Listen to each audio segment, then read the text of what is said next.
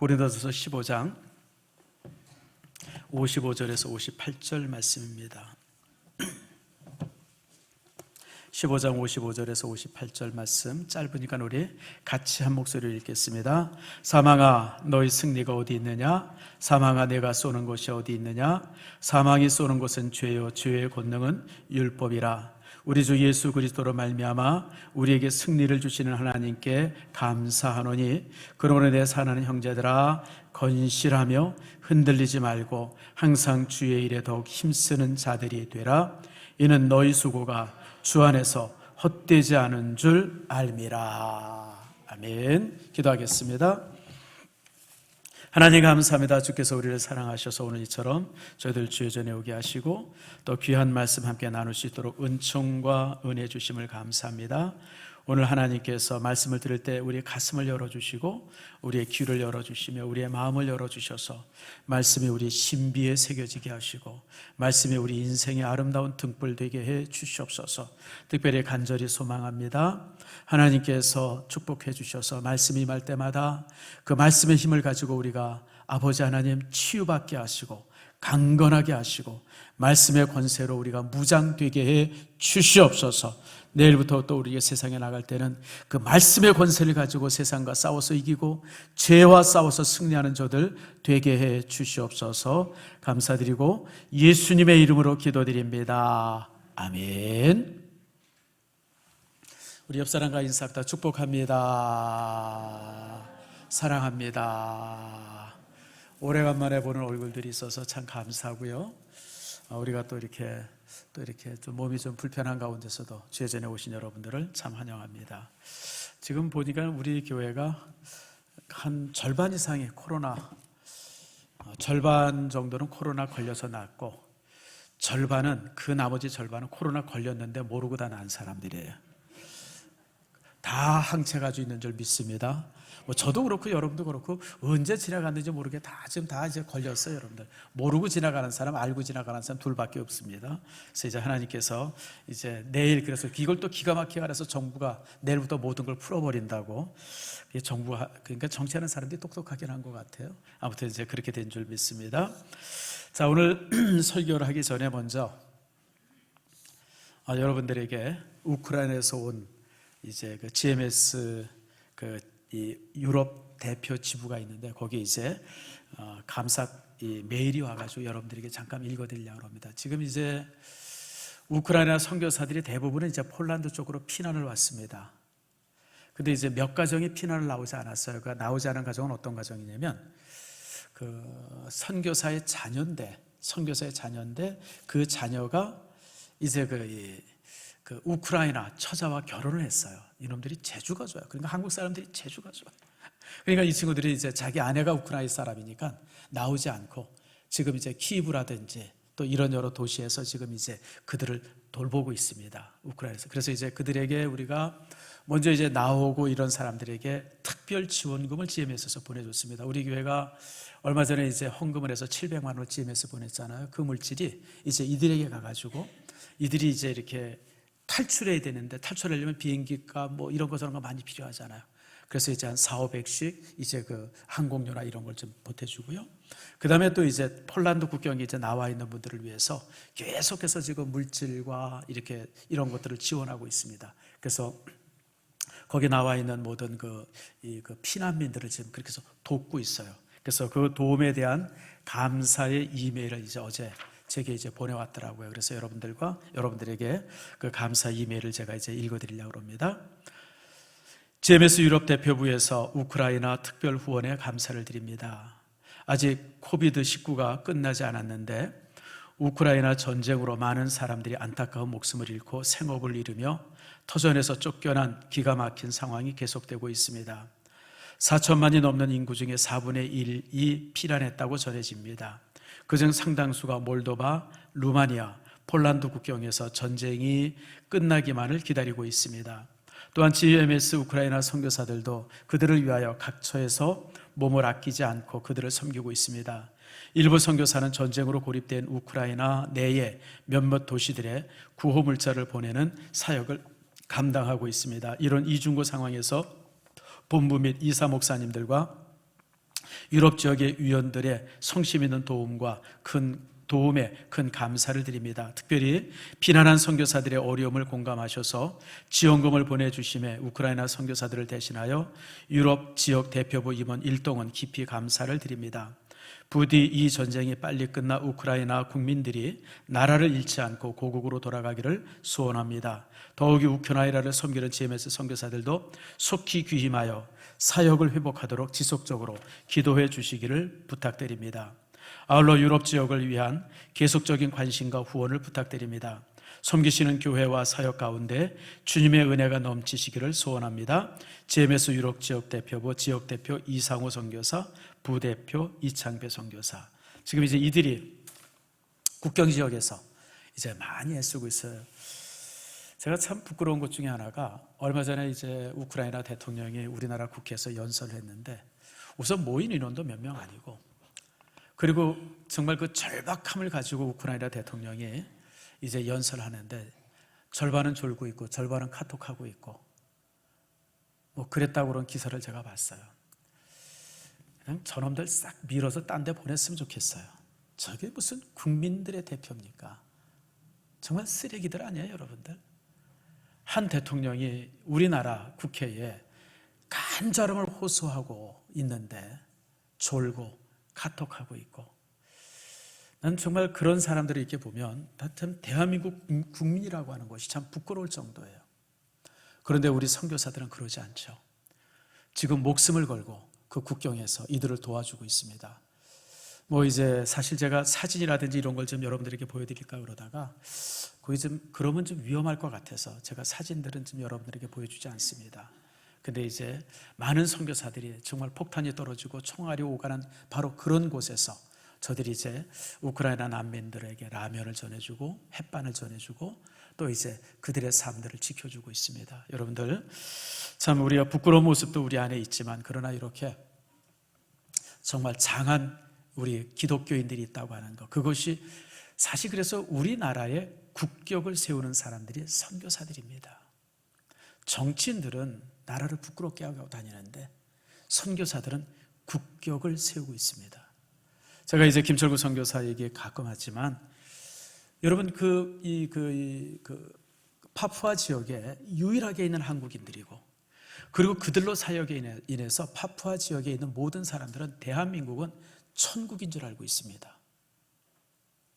지금 이제 선물을 엄청 많이 싸고 있어요. 그래서 왜 이렇게 많이 싸냐 그랬더니, 목사님, 파푸아에 있는 사람들이 우리 기다리는 게 아니라 선물 기다립니다. 한국에서 뭐 가져오나 그냥 그 사람들은 뭐 지금 우리 교회에 남아있는 거 이런 거 저런 거 그냥 뭐 수시로 그냥 모아서 지금 보내고 있어요. 여러분들, 그래서 참 우리나라의 선교사들이 이처럼 나라의 국격을 세우고 있다라고 하는 거 여러분 아시고 또 이제 감사할 수 있기를 바랍니다. 어쨌든 우리가 이제 우크라이나 전쟁으로 인해서 매일 죽음의 소식을 듣습니다. 어제도 신문에 이제 뉴스를 보니까 900명의 사람들이 그 키브 외곽에 죽어 있는 시신이 발견됐다고 그러죠. 러시아인들이 지배하고 있다가 퇴각한 그곳에 민간인들의 시신들이 900명이 묻히거나 그냥 거리에 버려져 있는 거예요. 여러분, 러시아는 나라의 이름은 소련에서 러시아로 바뀌었지만 러시아가 가지고 있는 그 모습은 옛날 소련과 똑같습니다. 변함이 없습니다. 그러니까 지금 러시아에 수없이 많은 지식인들, 깨어있는 사람들이 다 나라를 탈출하고 있어요. 너무 부끄럽다고. 우리나라에도 지금 이제 우리나라에 이제 이렇게 와서 우리나라에 정착하겠다고 하는 러시아인들이 꽤 있는 걸로 알아요. 그러니까 러시아 자체가 부끄러운 거예요. 이 전쟁을 일으키고 수많은 사람들을 학살하는 이런 모습들. 참, 그러면서 우리가 또 이제 뭐 많은 곳에 이제 죽음을 보게 되어지죠. 그러면서 죽음에 대한 많은 생각을 해요. 여러분, 사람들이 참 여러 모습으로 죽어요. 저렇게 전쟁터에서 정말 척에같이 죽잖아요. 마리우폴 같은 곳에서는 2만 명의 민간인이 학살당했다고 합니다. 군인들의 전쟁 속에서 그 옆에 있다가 민간인들이 2만 명이 학살을 당했다고 해요. 뭐 실질적으로 전쟁이 끝나고 나서 죽은 사람들의 다 숫자를 합해보게 되면 뭐 수십만 명 넘지 않겠습니까? 많으면 뭐 여러분 군인들까지 다 합하면 100만 명 가까이 되지 않으려나 싶어요. 참 이렇게 사람들이 참 이렇게 많이 죽음을 당하고 있습니다. 그러나 여러분, 꼭 전쟁터에서만 죽는 것 아니죠. 우리도 질병에서 죽을 수 있고요. 또 이제 이 사고에서도 죽을 수 있어요. 금요일입니까? 워킹 홀리데이라고 해서 이제 호주에서 이렇게 일하면서 유학 가는 청년들이 있어요. 여자 청년 4명이 이렇게 차 타고 가다가 뭐 짐트럭에 받쳐가지고 4명이 그냥 그 자리에서 죽었다고 하는 그 소식을 접하면서 참 부모들의 가슴이 얼마나 찢어질지 아플까. 여러분, 부자들은 워킹 홀리데이 시키지 않죠. 부자들은 그냥 돈 줘서 유학하게 합니다. 조금 가난하고 집안이 넉넉하지 않은 친구들이 그 워킹 홀리데이 하면서 돈 벌어가면서 영어 배우기 위해서 호주에 가서 이제 일하잖아요. 정말 그런 핏덩이 같은 아이들 4명이, 그것도 딸들인데 그냥 그렇게 죽음을 당했어요. 여러분, 참 저도 이렇게 보면서 막 가슴이 찢어지는데, 여러분, 그 부모들은 얼마나 가슴이 찢어지겠어요. 이렇게 여러분, 죽음이라고 하는 것이 예상치 않은 곳에서 예상치 않은 모습을 이렇게 찾아옵니다. 뭐 우리도 마찬가지로 오늘은 살아있지만 내일 우리가 살 것이라고 여러분 자신할 수 있습니까? 그렇지 않죠. 갑자기 우리가 심장이 멈출 수도 있고, 어느 날 갑자기 참 이렇게 그 들쑥날쑥하던 바람이, 콧 속으로 들락날락하던 바람이 잠잠해질 때가 있어요. 그럼 우리도 올 초 되어지면서도 우리 어르신들 여러분들이 참 소천하셨잖아요. 뭐 그것이 남의 일이 아니죠. 우리 일이죠. 참 죽음이라고 하는 문제는 우리 인류에 있어서 참 많이 어렵죠. 가장 어려운 문제일 거예요. 생명도 신비하지만 죽음은 더 신비합니다. 여러분, 우리가 오는 것은 나름대로 순서가 있지만 죽는 데는 순서가 없다고 그러잖아요. 나면서 죽는 아이가 있고, 심지어는 그 어머니의 태 속에서도 죽는 아이가 있어요. 참 너무 억울하죠. 세상에 숨 한번 쉬어보지 못하고.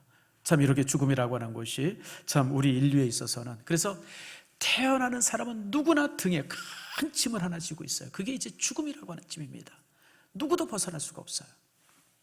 그래서 이 문제를 가지고 모든 인류들이 굉장히 고민을 합니다. 아마 인류의 역사가 시작이 되면서 제일 많은 고민, 그리고 끊임없이, 지금도 끊임없이 되어지는 고민이 죽음이라고 하는 고민이에요. 대표적인 사람 몇 사람을 뜬다 보면 아마 석가모니 같은 사람일 겁니다. 그는 이제 2500년 전 사람인데 사카족의 이제 왕자입니다. 제가 이제 어렸을 때, 여러분 이 석가모니에 대한 일대기를 잘 알고 싶은 분은 그 이제 뭐 여러분들이 알 필요가 없죠. 뭐 우리가 남의 종교 교주를 알 필요. 저는 이제 고등학교 때 제가 읽은 책 중에 헤르만 헤셋이 쓴 그 이제 시달타라고 하는 책이 있어요.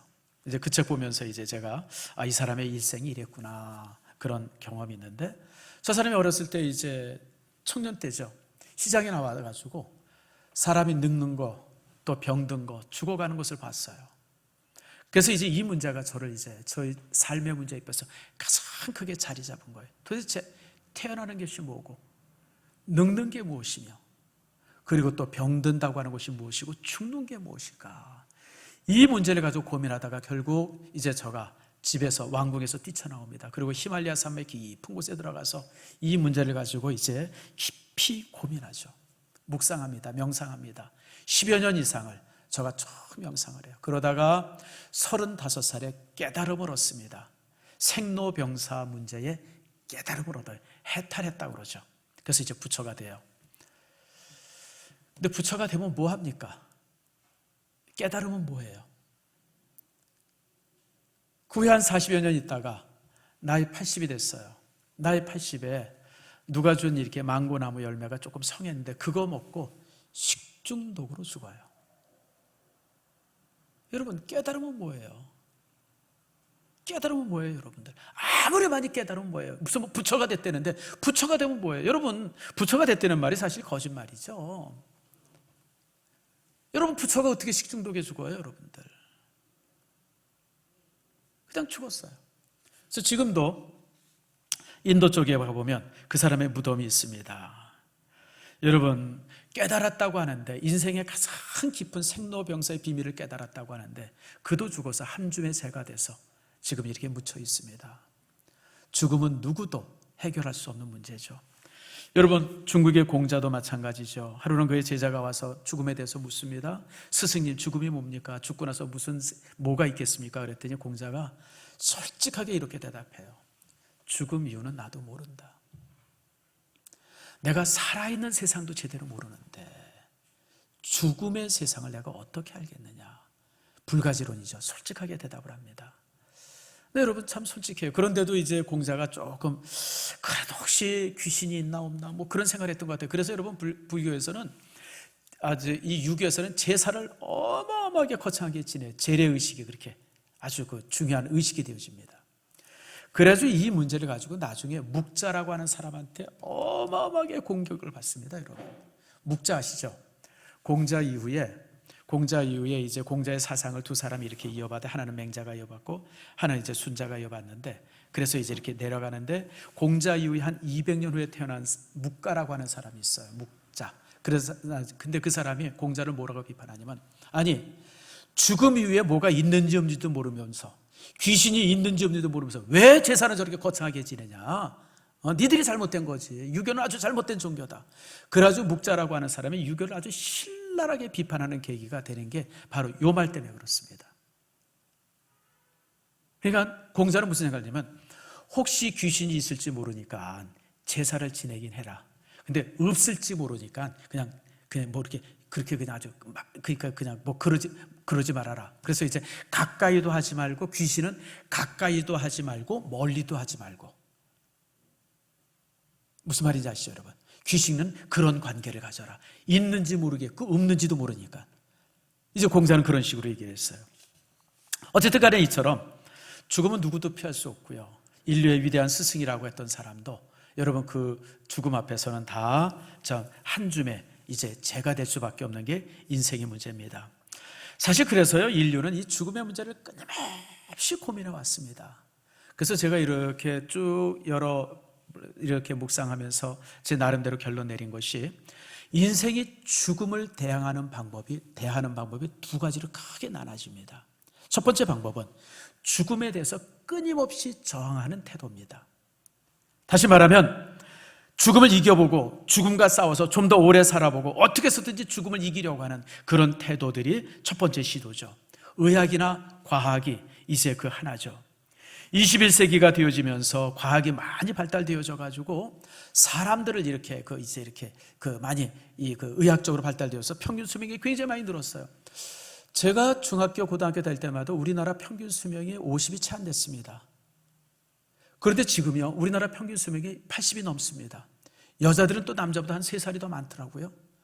이게 이제 그렇게 의학이 근데 이것으로 만족을 못하죠. 좀 더 오래 살고자 하는 그런 노력들이. 그래서 여러분들 지금 뭐 이렇게 대처라고 하는 그런 게 굉장히 많아요. 그래서 여러분들 간 이식도 하고 무슨 뭐 이렇게 뭐 콩팥도 이식하고 이런 이식 수술들이 그런 걸 통해 가지고 진짜 여러분 한 달 전에 아주 재미있는 기사를 봤어요. 신문에. 미국의 어떤 사람이 심장을 이식을 받았는데, 무슨 심장을 이식받았냐면 돼지 심장을 이식받았대요.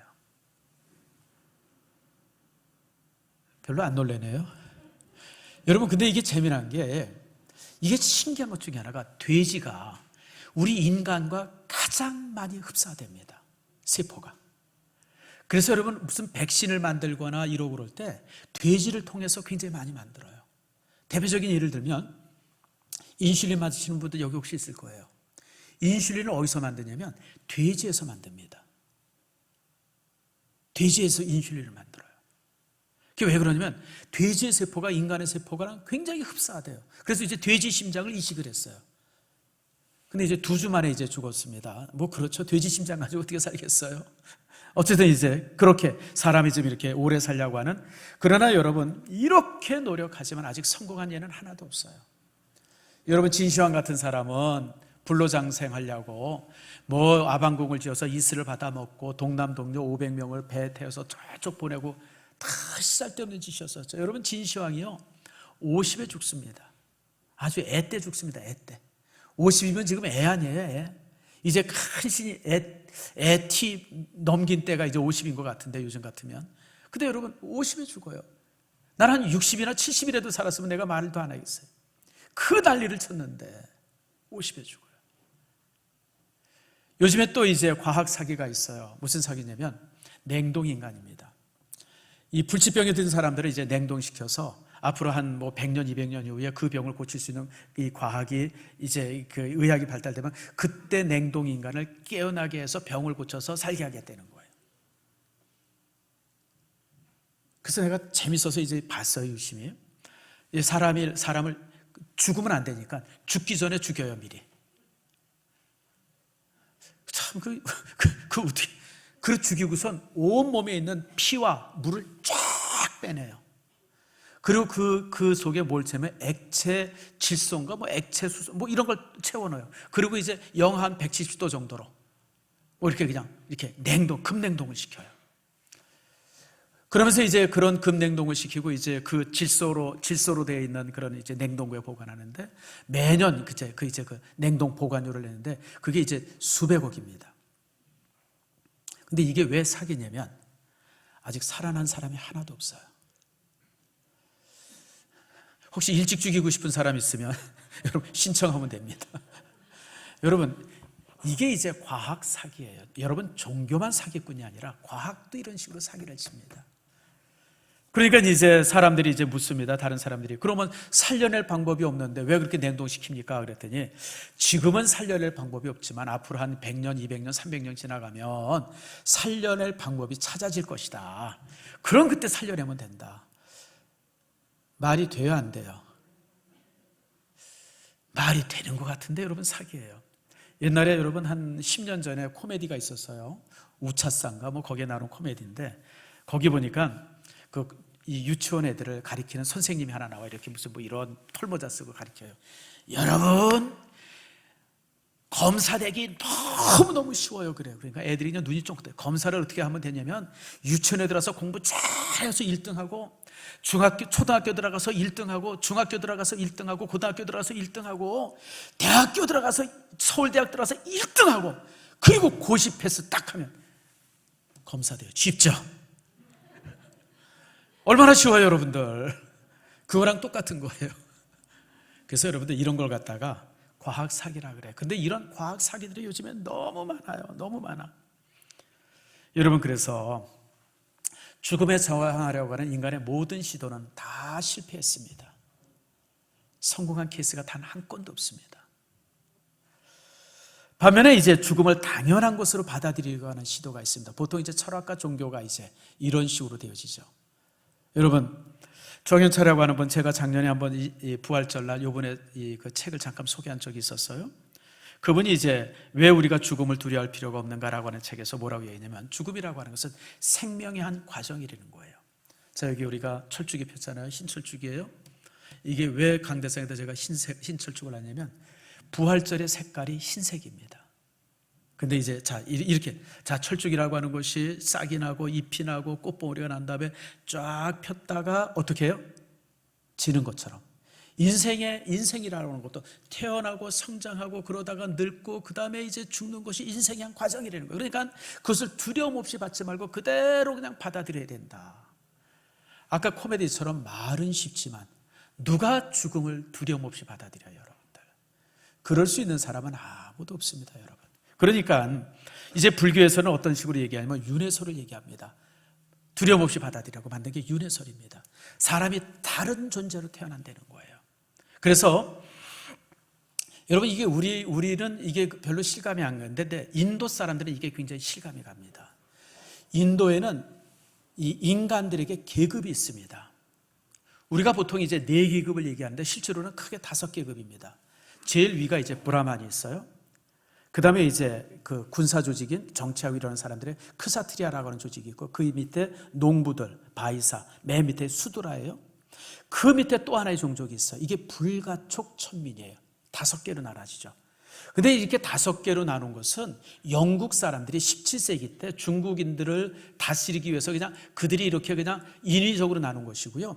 실제로는 이 인도에는 이 카스트가 아니라 수천의 카스트가 있대요. 브라만 안에서도 수백의 계급이 있다는 거예요. 수백의 계급. 그러니까 그 인도 사람들은 맨 위에서부터 맨 위까지 계급이 그냥 수천 계급이 돼, 수천 계급이. 근데 그 한 단계 올라가는 게 바로 윤회로 인해서 올라간다는 거예요. 좋은 일 하면 한 단계씩 올라간다는 거예요. 불가촉 천민에서 노예로, 수도라에서 바에사로, 또 바에사에서 더 열심히 했더니 거기서 이제 크사트리로, 그러다가 또 열심히 했더니 이 브라만 계급으로, 또 브라만 계급에서도 열심히 선행했더니 맨 위 브라만 계급이 됐다가 결국 이제 해탈한다. 인도 사람들은 이게 이해가 돼요. 수납이 돼요. 그래서 인도에서는 인도 사람들, 특별히 여러분 불교인뿐 아니라 힌두교인들도요, 다 이 윤회설을 믿습니다. 근데 한번 물어봅시다. 윤회설을 그렇게 주장하고 그런다고 해서 윤회가 사실일까요? 아니에요, 여러분. 성경 어디에도 그런 말씀이 없습니다. 한 10여 년 전에 또 제가 TV 얘기를 합니다. 연예인들을 최면을 걸어가지고 전생에 무엇이었는가를 알아내는 그런 프로가 있었어요. 여러분 보신 분 있습니까? 아마 여기 여러분 있을 거예요. 막 최면을 걸으면 탁 누워가지고 자기가 전생에 뭐였다고 그래요. 근데 이게 웃기는 짬뽕은 전생에 진시황이었던 놈이 왜 이렇게 많아요? 다 자기가 전생에 진시황이었대. 그냥 이놈저놈 뭐 보니까 궁녀들이 쫙 있고. 거짓말이야, 거짓말. 윤회는 거짓말입니다.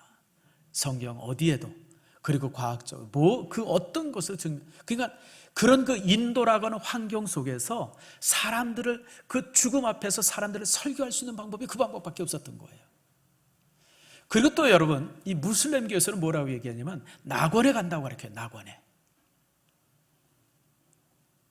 뭐냐면 온몸에 폭탄을 두르고 사람들 많이 있는 곳에 가서, 이교들이 있는 곳에 폭탄을 팡 터뜨려서 자살 폭탄을 하면 그 즉시 낙원으로 간다는 거예요. 낙원에 가면 어떤 곳이냐면, 낙원에 오아시스가 있는데 그 오아시스 물은 뭘로 되어 있냐면 술로 되어 있대요. 술로.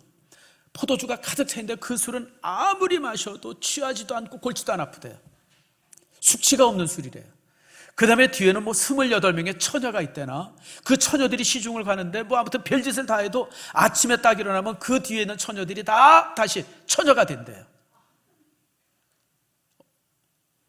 이게 이 무슬림들이 자살 공격하는 사람들을 가르치는 가르침입니다. 나 근데 한번 물어보고 싶어요. 그럼 여자들은 어떻게 되냐고. 왜냐하면 자살 공격하는 여자들도 있거든요.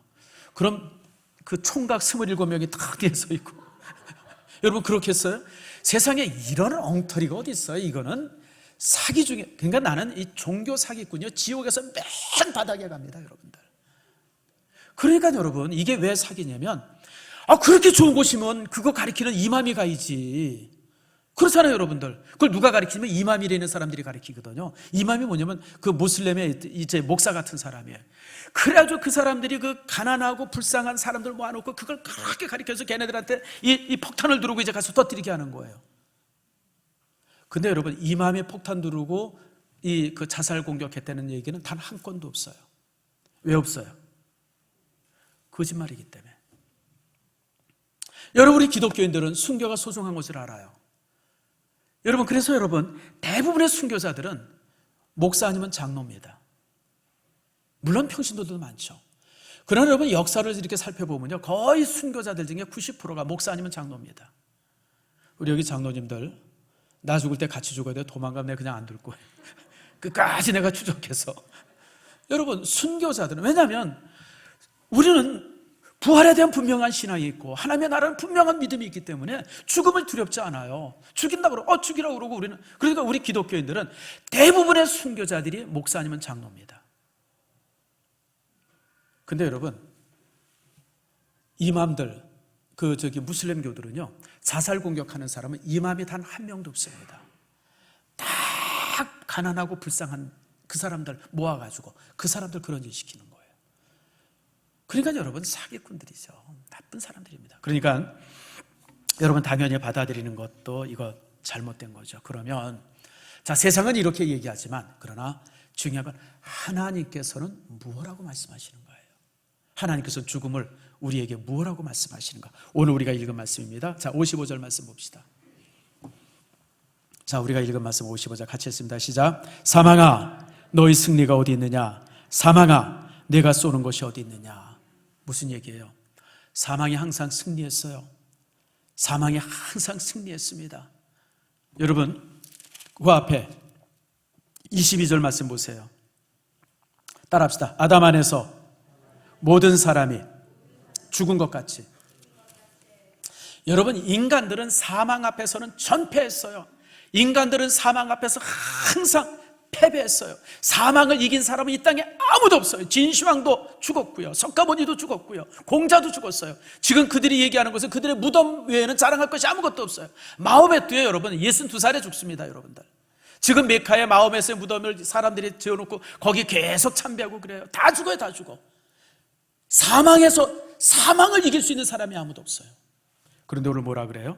사망한 내가 쏘는 곳이 어디 있느냐. 이 말씀은 역설법입니다. 지금까지 사망은 모든 곳에서 이겼지만 이제는 사망은 이기지 못한다는 거예요. 57절 말씀 봅시다. 자, 57절 같이 읽겠습니다. 시작. 우리 주 예수 그리스도로 말미암아 우리에게 승리를 주시는 하나님께 감사합니다. 우리에게 승리를 줬어요. 누구로부터, 어떤 것으로부터 승리해요? 사망으로부터의 승리예요. 여러분들, 우리가 사망을 이겼어요. 사망을 이겼어. 죽음을 이겼어요. 그래서 오늘 이 55절에 있는 말씀은 사망에게 사망 선고를 한 겁니다. 이제 사망은 인류를 이길 수 없다. 이제 사망은 끝났다. 사망은 모든 것이 패배했다. 사망의 사망 선고를 내린 말씀이 오늘 55절입니다. 그럼 왜 사망이 사망 선고를 받았느냐? 우리 다시 앞으로 갑시다. 20절 말씀입니다. 자, 20절 말씀을 같이 읽습니다. 시작. 그러나 이제 그리스도께서 잠자는 자 가운데 다시 살아나서 잠자는 자들의 첫 열매가 되셨도다. 다시 말하면 죽음으로부터 부활한 첫사람이 되신 거예요. 근데 여러분, 여기 질문이 있죠. 목사님, 성경에 보면 죽어서 다시 산 사람들이 여러 사람이 있는데요. 그럴 거예요. 맞아요, 여러분들. 엘리야가 살리잖아요. 수넴 여인의 아들 살리잖아요. 또 여러분, 예수님도 여러 살렸잖아요. 과부의 아들도 살리고 나사로도 다시 살리잖아요. 베드로도 살리죠. 도르가라고 하는 그 연세 많이 드신, 지금으로 말하면 권사님 같은 분인데 살리죠. 또 여러분, 바울도 죽은 자를 살려요. 유도고가 설교 시간에 졸다가 뚝 떨어져서 죽었어요. 여러분, 설교 시간에 졸면 죽어요. 아니, 내 얘기 아니라 유도고에게 유도고. 그래서 죽었어요. 우리 교회는 뭐 졸은 분 없어요. 2층에서 떨어질 분 있습니까?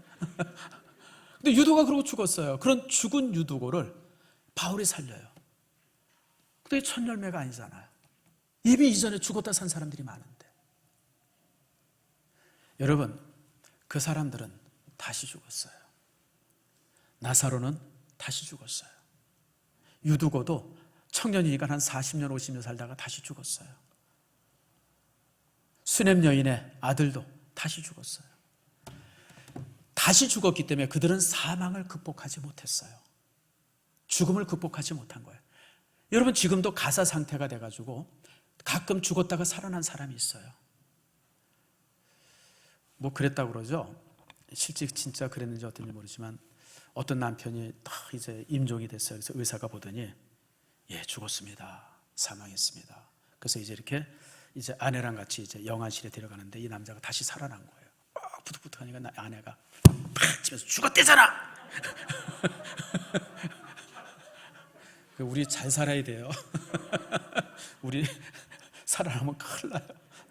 뭐 그랬다 그래요. 아무튼 여러분, 오늘 같이 이 부활절이나 이렇게 웃기는 얘기하면 안 되는데, 아무튼 여러분 그런 사람들이 있어요. 가사 상태라 그래요. 보통 의학적으로 이 가사 상태가 인정이 됩니다. 그리고 가사 상태에 대한 그런 자료라든지 이래가지고 지금 그런 그 임사 체험이라 그래가지고 이게 실질적으로 의학적으로 학문적으로 지금 정립이 돼 있다 그래요.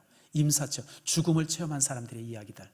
그래서 제가 이제 그런 부분들이 이렇게 책을 이렇게 보면 실질적으로 심장이 멈추고 호흡도 멈추고 이제 다 죽었다고 생각하는데 몇 시간 만에, 아무 며칠 만에 또 살아나는 사람들이 있어요. 근데 우리는 그 사람들을 부활했다고 얘기 안 해요. 왜 그래요? 그들은 다시 죽었기 때문에 그래요. 다시 죽었기 때문에. 그러나 예수님은 부활했어요. 왜 부활했어요? 지금도 예수님이 살아계세요. 아멘 하십니까? 우리와 함께 하시고 우리 교회에 함께 하시고 지금 우리 예배드리는 이 자리에 주님이 함께 하세요.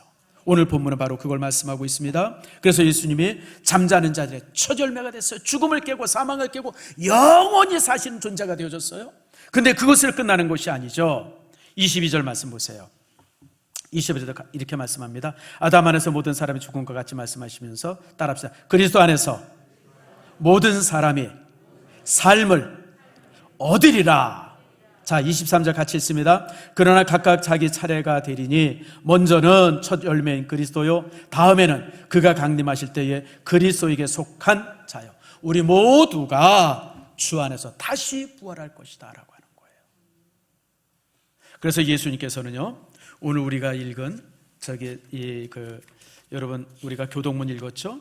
이게 요한복음 11장에 있는 말씀입니다. 요한복음 11장에 보면 나사로의 죽음 때문에 이제 누이였었던 이제 마르다가 막 고통하고 있을 때 그 앞에 예수님이 뭐라 그래요? 마르다에게 이렇게 얘기해요. 나는 부활이요 생명이니 나를 믿는 자는 죽어도 살겠고 무릇 살아서 나를 믿는 자는 영원히 죽지 아니하리라. 이것을 내가 믿느냐?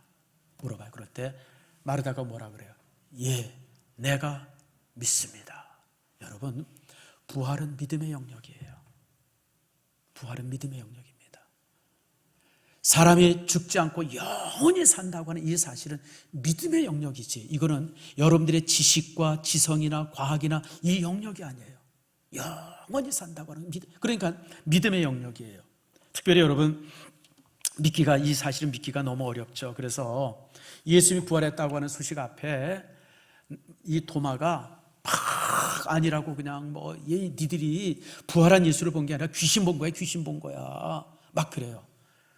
그러니까 그 당시 귀신을 믿었으니까 야야야, 진짜 예수님이 살았으면 살이 있고 뼈가 있을 거 아니야. 니들이 만져봤어? 니들이 본 거 그냥 허상 본 거야. 귀신 본 거야. 막 그러고 있는데 예수님이 그들 가운데 나타난 겁니다.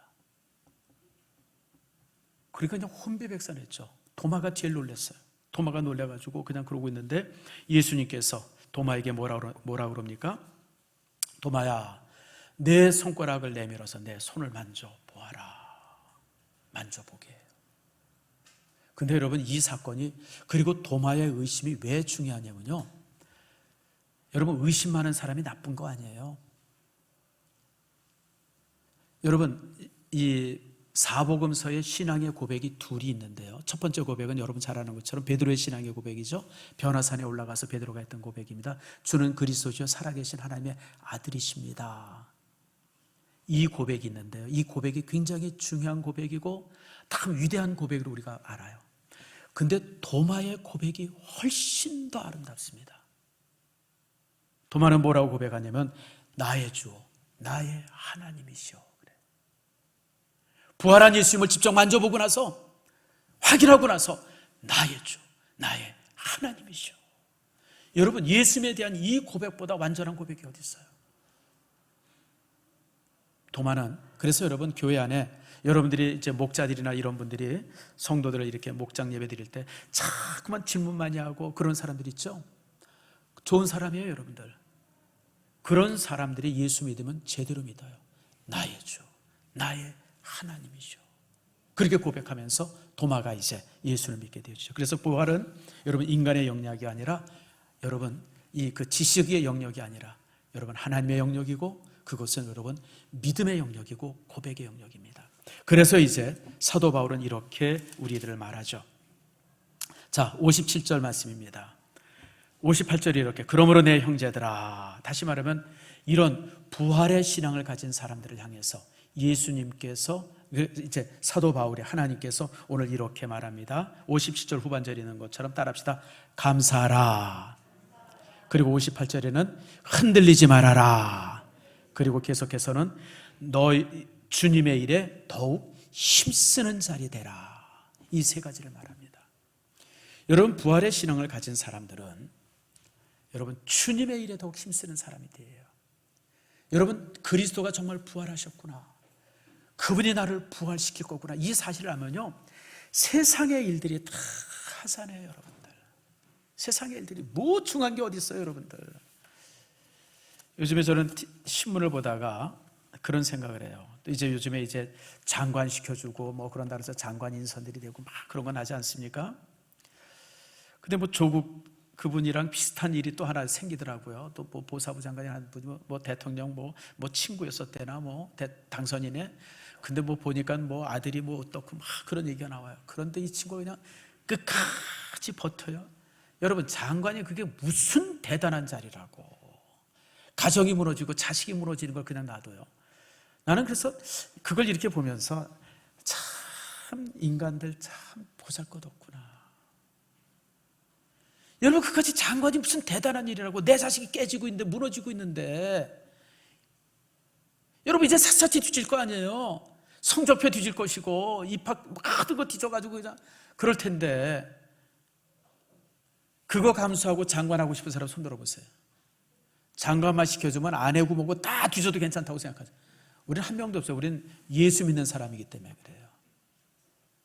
근데 그거 버티면서 뭐 소명할 거 다 준비됐다고 그러는데, 여러분 소명이 되겠습니까? 그냥 우린 탁 봐도 뭔지 아는데, 우리가 얼마나 똑똑한데, 국회의원들도 얼마나 똑똑한데. 여러분 인생 그렇게 살면 안 돼요. 우리가 부활의 신앙을 가지면요, 세 가지예요. 부활하시고 나를 부활하실 주님 앞에 끊임없이 감사해야 돼요. 그리고 부활의 신앙이 흔들리지 말아야 돼요. 세상의 죄로 인해서 이런저런 걸로 인해서 끊임없이 우리를 흔들어요. 흔들리지 마세요, 여러분. 2000년 전에 많은 그리스도인들이 흔들림 없이 정말 그들이 순교까지 갔어요. 우리나라에 수없이 많은 신앙의 선질들도요, 여러분 순교적 신앙을 가지고, 왜냐하면 부활의 믿음을 가지니까 죽음이 뭐가 겁나요, 여러분들. 우리나라에서 얼마나 많은 사람들이 순교합니까? 일제시대 때 그렇게 많은 사람들이 순교하고 6.25 때 그렇게 많이 순교했는데도 불구하고, 여러분 배교한 사람들이 물론 있겠지만 대부분의 사람들이, 부활의 신앙을 가진 사람들 한 사람도 배교한 일이 없어요. 죽음을 담대히 받아들이죠. 왜냐하면 죽음은 사는데, 그리스도 안에서 죽음은 사는데 뭐가 겁나요, 여러분들. 우리가 사실 이어받을 믿음이 바로 그 믿음입니다. 흔들리지 않습니다. 그리고 오직 주님의 일에 대해 힘쓰는 여러분들 모두의 모습이 되어지기를 축복합니다.